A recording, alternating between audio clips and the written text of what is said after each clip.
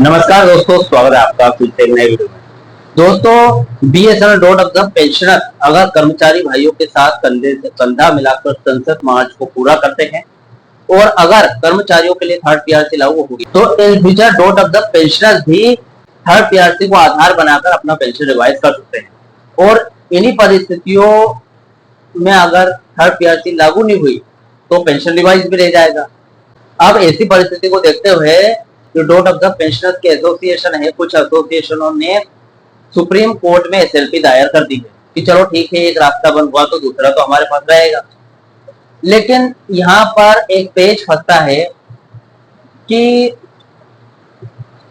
दोनों प्रक्रिया साथ में लागू हो गई। यानी कि ये कहें एक ही महीने में थर्ड पीआरसी भी लागू कर दिया, एक ही महीने में सातवां वेतन आयोग का फैसला भी बीएसएनएल पेंशनर्स के पक्ष में आ गया। तो दोनों में से सरकार या फिर कोर्ट किसे लागू करेगी, किस पे आधारित रहेंगे BSNL dot of the pensioner. अगर सातवां वेतन आयोग मिलता है तो क्या इन फ्यूचर आठवें वेतन आयोग का लाभ मिलेगा? पूरी जानकारी आज इस वीडियो में डिटेल तरीके से आपको बताने वाला हूं। दोस्तों, सबसे पहले चैनल पर नए हो, पहली बार आए हो, बीएसएनएल से जुड़ी खबरें रोज देखना चाहते हो तो मेरे चैनल को सब्सक्राइब कर देना, साथ में बेल नोटिफिकेशन को ऑन जरूर कर देना। दोस्तों मैं जो भी वीडियो अपलोड करूं सबसे पहले आपके पास पहुंचे। मेरा नाम है सुनील विश्वकर्मा। दोस्तों, मेरे द्वारा दी गई जानकारी आपको सही लगे, सटीक लगे तो अपने पेंशनर्स मित्रों के साथ, कर्मचारी भाइयों के साथ इस जानकारी को शेयर जरूर करें, साथ में एक लाइक करके जरूर। चलिए दोस्तों, बढ़ाते हैं वीडियो को आगे। दोस्तों देखिए, ये बहुत ही कठिन सवाल है।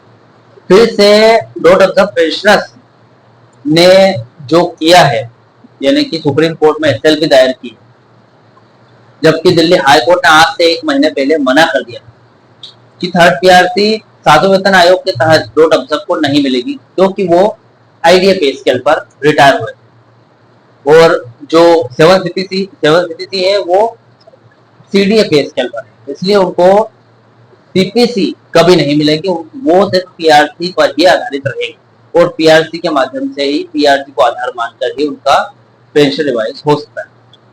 चलिए दोस्तों, इस खबर को समझते हैं, इस अपडेट।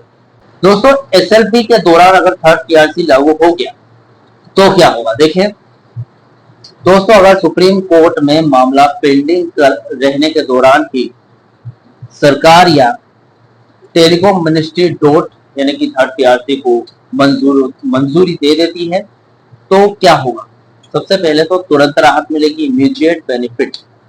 पेंशनर्स को थर्ड पीआरसी के तहत ही पेंशन रिवीजन मिलेगा, क्योंकि दिल्ली हाई कोर्ट ने 2 जुलाई 2026 को अपने फैसले में साफ कर दिया है कि बीएसएनएल पेंशनर्स आईडीए पे स्केल पर है और उनकी पेंशन थर्ड पीआरसी से जुड़ी हुई है। यहाँ पर दोस्तों राहत की खबर ये है कि दोनों में से कोई भी पहले आ जाए, या तो आपका सातवां वेतन आयोग आपके हक में आ गया, जो कि सुप्रीम कोर्ट अगर फैसला सुना देता है कि सातवें वेतन आयोग के अंतर्गत जो BSNL dot of the pensioner आते हैं तो आपको सातवां वेतन आयोग मिल जाएगा।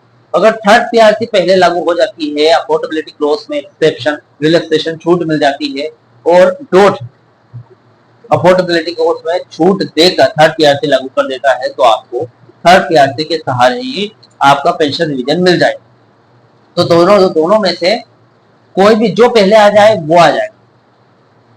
दोस्तों, क्या केस खत्म हो जाएगा इस स्थिति में? नहीं। तो ऐसे में दोस्तों नहीं, थर्ड पीआरसी का लाभ मिलने के बावजूद सुप्रीम कोर्ट में दायर एसएलपी चलती रहेगी। अब उसका एक कारण है दोस्तों, भविष्य का फैसला। अगर बाद में भविष्य का फैसला होने वाला है सभी डॉट ऑफ द पेंशनर्स, अगर बाद में सुप्रीम कोर्ट पेंशनर्स के हक में फैसला देते हुए 7CPC को मान्यता दे देता है तो पेंशनर्स को थर्ड पीआरसी से हटाकर सातवां पे स्केल यानी कि सीडी वाला पे स्केल के अनुसार अंतर एरियर यानी कि 7CPC में हो गए तो 2016 के हिसाब से 2016 से 2026 तक का 10 साल का एरियर मिल जाएगा। अगर आप 2017 के हिसाब से थर्ड पीआरसी में लागू हो गया आपका तो वही 2017 से 2026 तक का 9.5 साल का एरियर मिल जाएगा। मतलब कहीं ना कहीं आपको सुप्रीम कोर्ट में एसएलपी दायर कराने का भी फायदा होगा, भले आपको थर्ड पीआरसी मिल जाए। दोस्तों यहाँ पर लेकिन जब तक सुप्रीम कोर्ट का फैसला नहीं आता तब तक थर्ड पीआरसी ही लागू रहेगी। वो सही बात है, फैसला अगर आपके हक में नहीं आया है सुप्रीम कोर्ट का तो आपके लिए थर्ड पीआरसी ही लागू मानी जाएगी। दोस्तों देखिए, एक और सवाल है, अगर 7 सीपीसी मिल गया इन केस, थर्ड पीआरसी अटका रहा, ऐसे ही लटका रहा, वो इसके पहले 7 सीपीसी मिल गया, तो क्या 8 पे कमीशन आपको मिलेगा?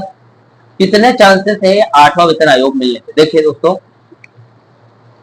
सबसे पहले बताऊं आपको, 100% चांस है। अगर सुप्रीम कोर्ट से 7 सीपीसी मिला तो अगर सुप्रीम कोर्ट रूल 37A की व्याख्या पेंशनर्स के पक्ष में करता है और ये मान लेता है बीएसएल कंबाइंड सर्विस पेंशनर्स को केंद्र सरकार के पेंशनर्स की तरह ही पे कमीशन का लाभ मिलना चाहिए, तो 7 सीपीसी के साथ साथ आगे आने वाले 8 पे कमीशन यानी कि 8 सीपीसी का लाभ पाना पेंशनर्स का पक्का कानूनी अधिकार बन जाएगा।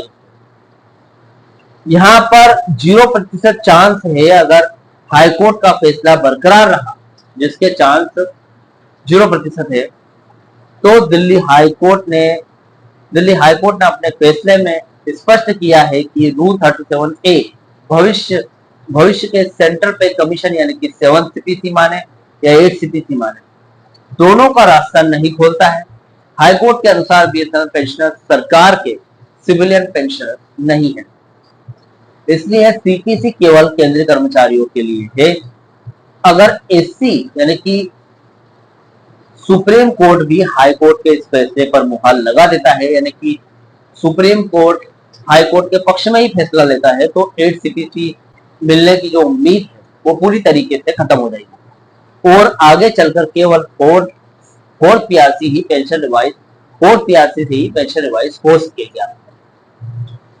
यानी कि देखा जाए तो थर्ड पीआरसी भले आपको मिल जाए, इसके चलते सुप्रीम कोर्ट आपके हक में फैसला सुनाते हुए आपको 7वें वेतन आयोग के आधार पर आपका पेंशन रिवाइज करने का मौका देता है, तो ऐसी स्थिति में आपका थर्ड पीआरसी के आधार पर ऑलरेडी पेंशन रिवाइज हो चुका है, लेकिन 10 साल का एरियर आपको 7वें वेतन आयोग के हिसाब से मिलेगा। लेकिन आगे आने वाले समय में फोर्थ पीआरसी नहीं, अगर आपको एक बार 7 सीपीसी मिल गया है तो वो सीधा आपको 8 पे कमीशन का रास्ता खुलेगा, ना कि 4 पीआरसी। तो आई होप आपको समझ में आया होगा। देखिए दोस्तों, जमीनी हकीकत ये है कि डोट से थर्ड पीआरसी मंजूर होने पर थर्ड पीआरसी के हिसाब से पेंशन में बढ़ोतरी होगी। इसी के साथ दोस्तों भविष्य में आपको 4 पीआरसी का रास्ता खुलेगा।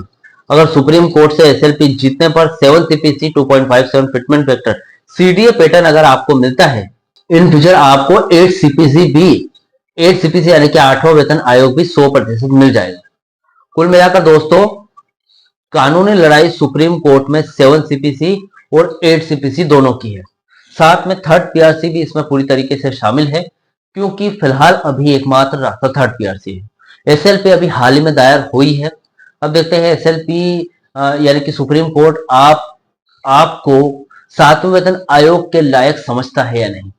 जो भी होगा, अगर आप 7वें वेतन आयोग के लायक हो तो इन फ्यूचर आपको 8वें वेतन आयोग का लाभ भी मिलने वाला है।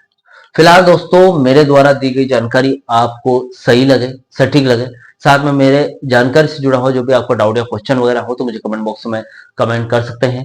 वीडियो अच्छा लगा तो वीडियो को लाइक कमेंट से जरूर करें। मिलते हैं दोस्तों नेक्स्ट वीडियो में। सी यू सून।